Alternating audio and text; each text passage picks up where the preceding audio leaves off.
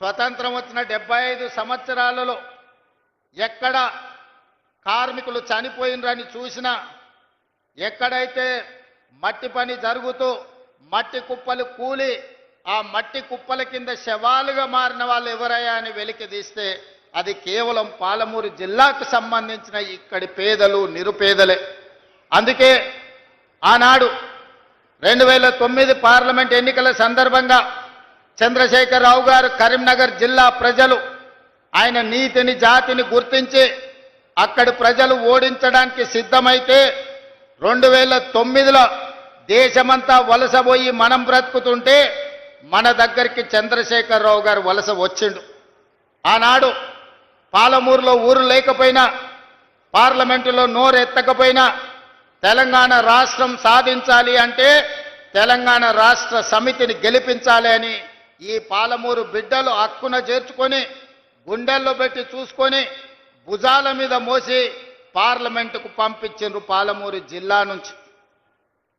నేను పార్లమెంటు సభ్యునైనా తెలంగాణ రాష్ట్రాన్ని సాధిస్తానని ఢిల్లీకి పోయిన చంద్రశేఖరరావు పార్లమెంట్లో శ్రీమతి సోనియా గాంధీ గారు తెలంగాణ బిల్లు ప్రవేశపెట్టినప్పుడు హాజరు కాకపోయినా సోనియా గాంధీ గారు తెలంగాణ రాష్ట్రాన్ని ఇవ్వడం జరిగింది.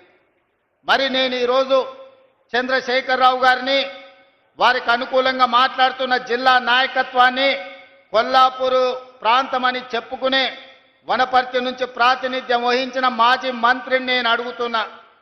2014 జూన్ 2 నాడు తెలంగాణ రాష్ట్రం ఏర్పడిన తర్వాత 2009 రోజు గుండెల్లో పెట్టి చూసుకున్న పాలమూరు గడ్డకు చంద్రశేఖరరావు గారు ఇచ్చిందేంది, మీరు తీసుకొచ్చింది ఏంది అని నేను అడుగుతున్నా. ఇవాళ ఇదే కొల్లాపూర్ ప్రాంతంలో ఇంతకుముందు పెద్దలు జూపల్లి గారు చెప్పినారు, కింద నుంచి చప్పట్లు కొడుతున్నారు, నేను వింటున్నా. జీవో నెంబర్ 98 ఆనాడు శ్రీశైలం నిర్మాణంలో నిర్వాసితులుగా మారి ఈరోజు పాలమూరు, రంగారెడ్డి, నల్గొండ, ఖమ్మం జిల్లా వరకు సాగునీరు అందించడమే కాదు, జంట నగరాలకు తాగునీరును అందించి ఈరోజు సగం తెలంగాణ సమాజాన్ని, హైదరాబాదులో ఉన్న 1 కోటి జనాభాను ఈరోజు ఈ కృష్ణా నది మీద కట్టిన శ్రీశైలం, నాగార్జున సాగరే ఆదుకుంటున్నాయి. మరి ఆనాడు ముంపుకు గురైన ఈ 98 జీవో ఈ పేదలకు సంపూర్ణంగా సహకారాన్ని అందిస్తాని 2009-10లో కృష్ణానది మీద వరదలు వచ్చినప్పుడు నడిగడ్డ ప్రాంతంలో అలంపూరు గద్వాలలో ఇండ్లు కోల్పోయిన వాళ్లకు బంజారా హిల్స్లో నా ఇల్లు మీ ఇండ్లు కట్టిస్తానని చంద్రశేఖరరావు గారు మాట ఇచ్చారు. మేము ఆయన బంజారా హిల్స్లో ఇల్లు అమ్మమనలేదు, ఎర్రవల్లిలో ఫామ్ హౌస్ ఇవ్వమనలేదు. ఆయన కొడుకు జన్వాడలో 1000 కోట్ల రూపాయల విలువైన ఫామ్ హౌస్ను మా పాలమూరు బిడ్డలకు ఇవ్వమని అడగలే. ప్రభుత్వం సొమ్ము, ప్రజలు కట్టిన పన్ను, మా 98 జీవో ప్రకారం నిర్వాసితులుగా ఉన్న ఈ కొల్లాపూర్ ప్రాంత రైతాంగాన్ని, పేదలను 10 ఏళ్ళు ముఖ్యమంత్రి చంద్రశేఖరరావు ఎందుకు ఆదుకోలేదు అని చెప్పి ఇవాళ జట్ప్రోల్ గ్రామం నుంచి నేను అడగదలుచుకున్నా. నిజంగానే ఈ పాలమూరు జిల్లాకు మేలు చేసి ఉంటే, ఈ కొల్లాపూర్ ప్రాంతాన్ని అభివృద్ధి చేసి ఉంటే ఇవాళ నేను ఇక్కడికి వచ్చినప్పుడు 98 జీవో నిర్వాసితులు అన్నా దశాబ్దాలు దాడుతున్నాయి, మా కుటుంబాలు, పిల్లలు పెద్దోళ్ళైనరు, పెద్దోళ్ళు ముసలోళ్ళైనరు, ఈరోజు సమాధులకు పోయి శవాలుగా మారినరు. మా సమస్య మాత్రం శాశ్వతంగా జటిలంగా అట్లనే ఉన్నది, మా సమస్యకు పరిష్కారం చూపించమని ఈరోజు అడిగే పరిస్థితి ఎందుకు వచ్చిందని నేను అడుగుతున్నా. ఇవాళ నేను అడుగుతున్నా, మా వాల్మీకి బోయలను ఆనాడు రాజోలు బండ్ ఆర్డీఎస్ పాదయాత్ర సందర్భంగా వాల్మీకి సోదరులను ఎస్టీ జాబితాలో చేర్పిస్తా అని చెప్పింది చంద్రశేఖరరావు కాదా? మరి ఇవాళ మా వాల్మీకి సోదరులు మళ్ళీ ఈరోజు గట్టు తిమ్మప్ప నాయకత్వంలో అందరూ వచ్చి వాల్మీకులను ఎస్టీ బోయలుగా మార్చండి అని ఇవాళ రిప్రజెంటేషన్ ఇచ్చే పరిస్థితి వచ్చింది. వీళ్ళే కాదు, మాదాసి కురవలు ఈరోజు అడుగుతున్నారు మాకు ఎస్సీ సర్టిఫికెట్ కావాలి అని. మరి ఇవన్నీ కూడా అలంపూర్, గద్వాల్, కొల్లాపూర్, అచ్చంపేట అడవుల మధ్యనే ఈ నల్లమల ప్రాంతంలోనే ఈ జాతి ఎక్కువ ఉన్నది.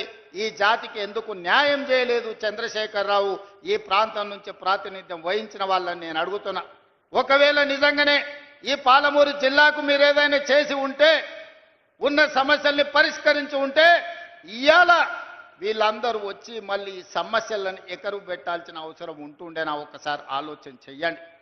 ఆనాడు నిన్ను ఎంపీగా గెలిపించింది మేం కాదా? నిన్ను పార్లమెంటుకు పంపించింది మేం కాదా?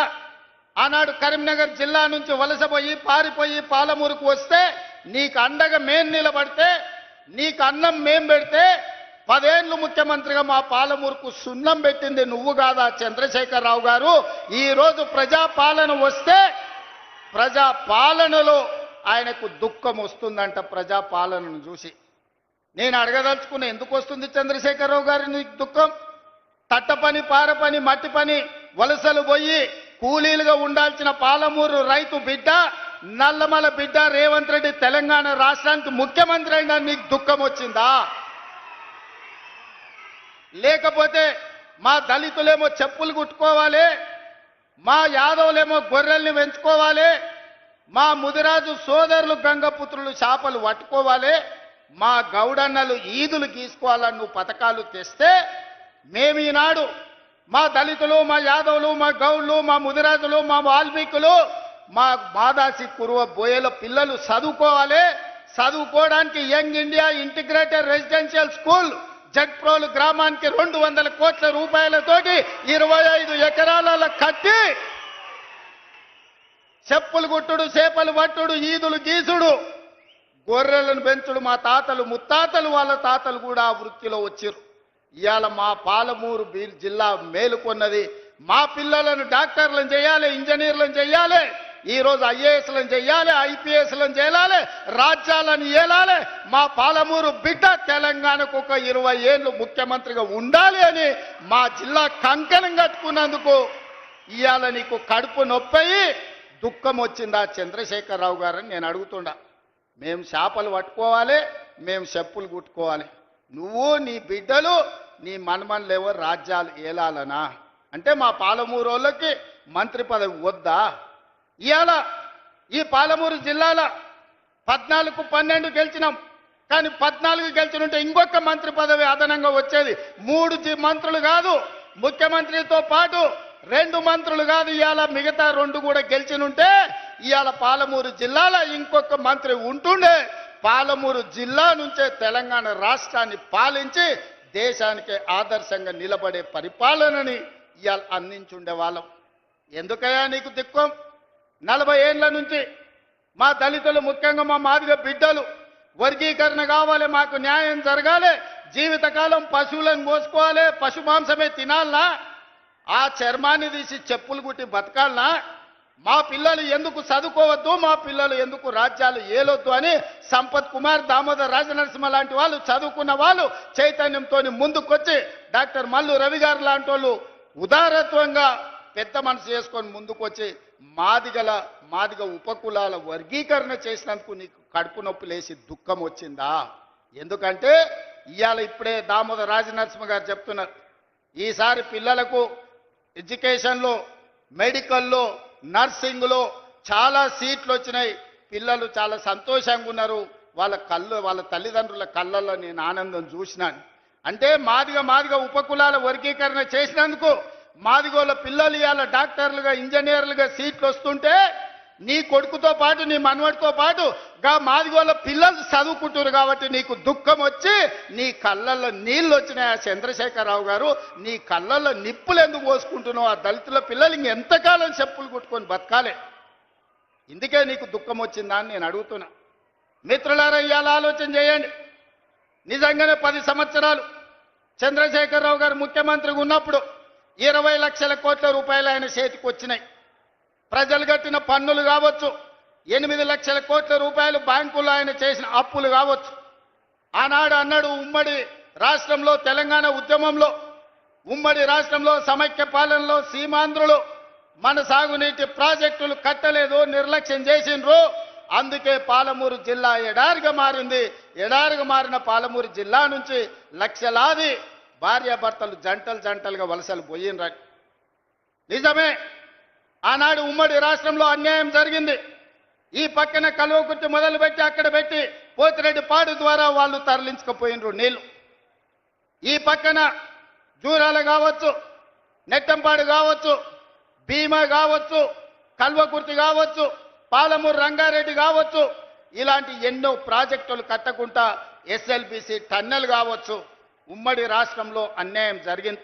మా పొలాలకు నీళ్లు రాలే, మా ఎండిపోతున్న పొలాలు